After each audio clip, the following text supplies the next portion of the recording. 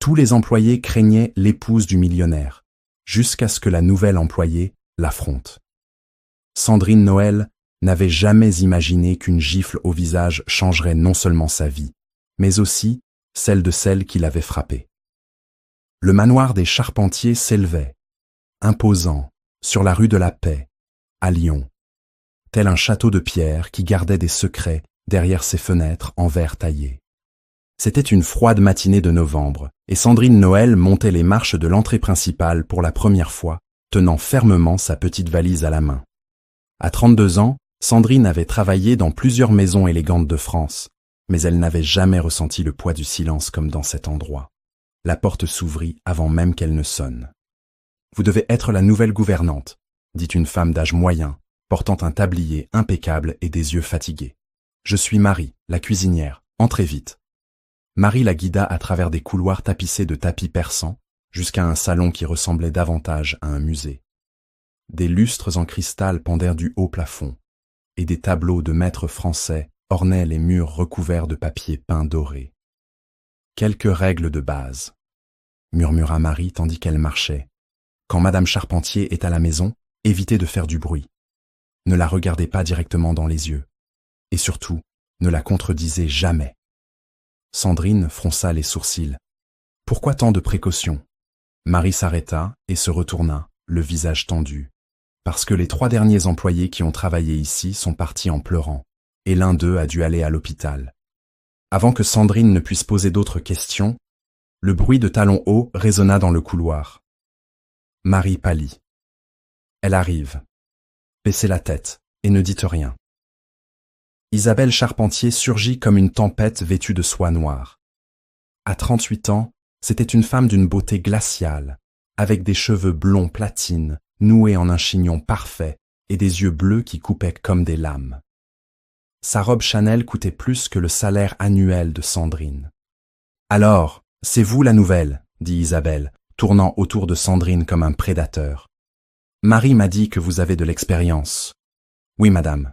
J'ai travaillé dans des maisons en Provence et à Paris, » répondit Sandrine, gardant une voix ferme. Isabelle s'arrêta devant elle. « Ici, vous n'êtes rien. Juste une autre personne qui nettoiera ce que je salis et partira quand je me lasserai de vous. Compris ?»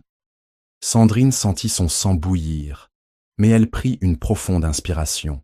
« Compris, madame. » Les semaines suivantes furent un test d'endurance.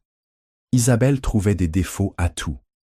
Un vase mal placé, un rideau avec un pli imparfait, des assiettes qui brillaient, mais pas assez pour ces standards impossibles. Sandrine observa d'autres employés être humiliés jusqu'à craquer. Mais elle ne craqua pas. C'est un après-midi de décembre que tout changea. Sandrine organisait la bibliothèque lorsqu'elle fit tomber accidentellement un vieux cadre photo. Le verre se brisa sur le sol de marbre.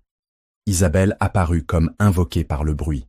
« Incompétente !» cria-t-elle, les yeux étincelants de fureur. « Ce cadre appartenait à ma grand-mère. »« Je m'excuse, madame. C'était un accident. Je peux le faire réparer, » dit Sandrine, s'agenouillant pour ramasser les morceaux. « Un accident ?» ricana Isabelle avec mépris. « Vous n'êtes qu'une paysanne maladroite qui ne devrait même pas mettre un pied dans cette maison. » Sandrine se releva lentement, sentant quelque chose se briser en elle. Ce n'était pas seulement de la colère, c'était la fatigue de toute une vie à être diminuée par des gens qui se croyaient supérieurs. « Je suis une personne travailleuse et honnête, » dit-elle, la voix basse mais ferme, « et je mérite du respect. » Ce qui se passa ensuite sembla se dérouler au ralenti. Isabelle leva la main et donna une gifle si forte au visage de Sandrine que le bruit résonna dans toute la bibliothèque. Sandrine toucha sa joue brûlante et regarda Isabelle droit dans les yeux pour la première fois. Au lieu de larmes, il y avait de la détermination dans son regard. « Vous pouvez me frapper, » dit-elle, la voix tremblante, non pas de peur, mais d'un courage qu'elle ignorait posséder. « Vous pouvez m'humilier, m'insulter, me renvoyer. Mais vous ne réussirez plus jamais à me briser, parce que je sais qui je suis. Et vous, Madame Charpentier, vous savez aussi qui vous êtes vraiment, sous toute cette colère. » Isabelle resta figée, comme si elle avait vu un fantôme. Pour la première fois en des années, quelqu'un ne s'était pas enfui en pleurant après l'avoir affronté. À cet instant, Rémi Charpentier entra dans la bibliothèque et vit la scène. Sa femme avec la main encore levée et une employée au visage rougi, mais debout, la défiant sans reculer. Le silence qui suivit fut assourdissant, et Sandrine réalisa que quelque chose de fondamental avait changé à cet instant. Non seulement pour elle, mais pour toute cette maison qui cachait bien plus de secrets qu'elle ne l'avait imaginé. Rémi Charpentier, 41 ans, avait des yeux fatigués de quelqu'un qui portait des fardeaux invisibles.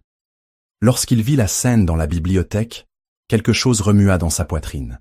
Un mélange de honte et de soulagement qu'il n'avait pas ressenti depuis longtemps. « Isabelle, dit-il, la voix basse mais ferme, va dans la chambre. Nous parlerons plus tard. » Isabelle le regarda avec surprise. Cela faisait des années qu'il ne lui donnait pas d'ordre. « Rémi, cette employée m'a manqué de respect. Elle doit être renvoyée immédiatement. »« La chambre, Isabelle, maintenant. » Pour la première fois depuis que Sandrine travaillait dans la maison, elle vit Isabelle obéir sans protester. Lorsqu'elle partit, Rémi s'approcha de Sandrine. « Je suis désolé pour ce qui s'est passé, » dit-il, lui tendant un mouchoir en tissu. Cela n'aurait jamais dû arriver. Sandrine prit le mouchoir, mais ne baissa pas les yeux. « Pourquoi laissez-vous cela arriver ?» La question le prit au dépourvu. Rémi passa une main dans ses cheveux grisonnants et soupira. « Parce que c'est plus facile que d'affronter la vérité. » Dans les jours qui suivirent, quelque chose changea dans la dynamique de la maison. Isabelle restait froide, mais évitait les confrontations directes avec Sandrine.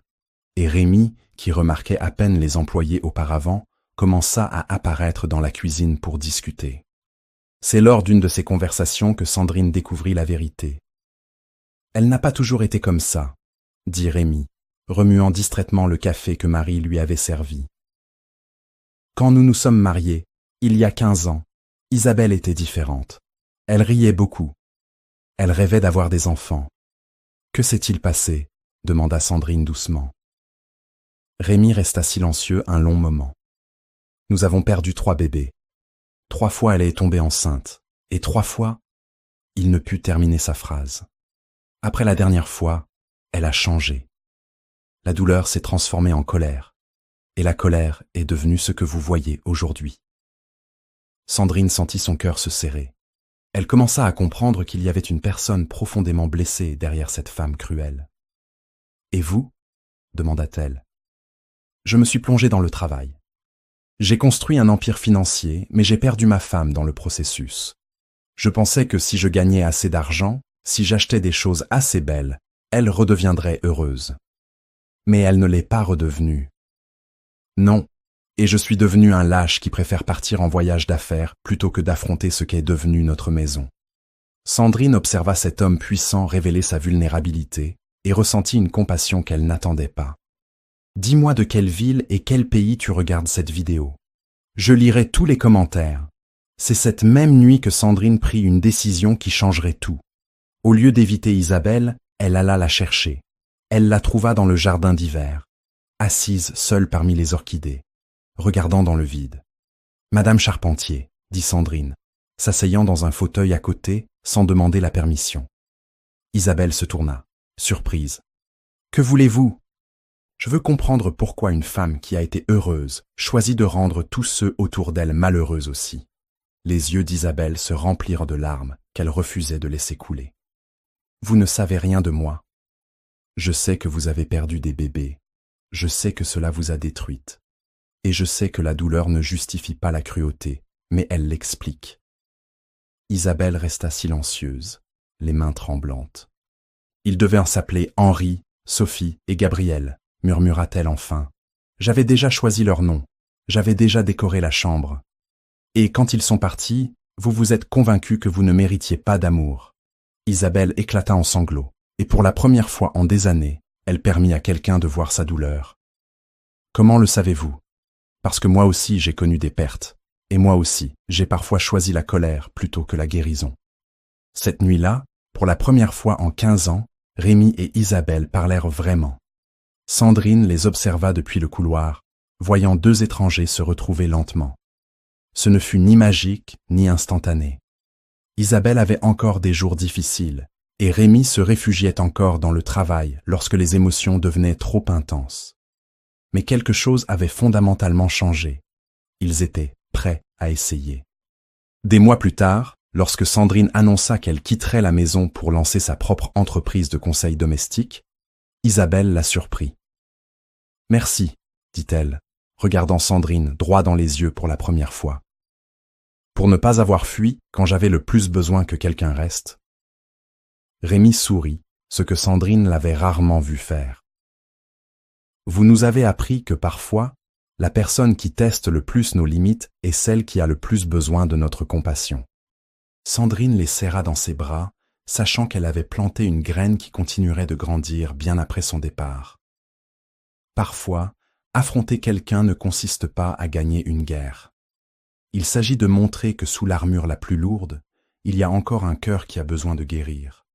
Si vous avez aimé cette histoire, commentez ci-dessous, partagez avec vos amis et abonnez-vous pour écouter les prochaines.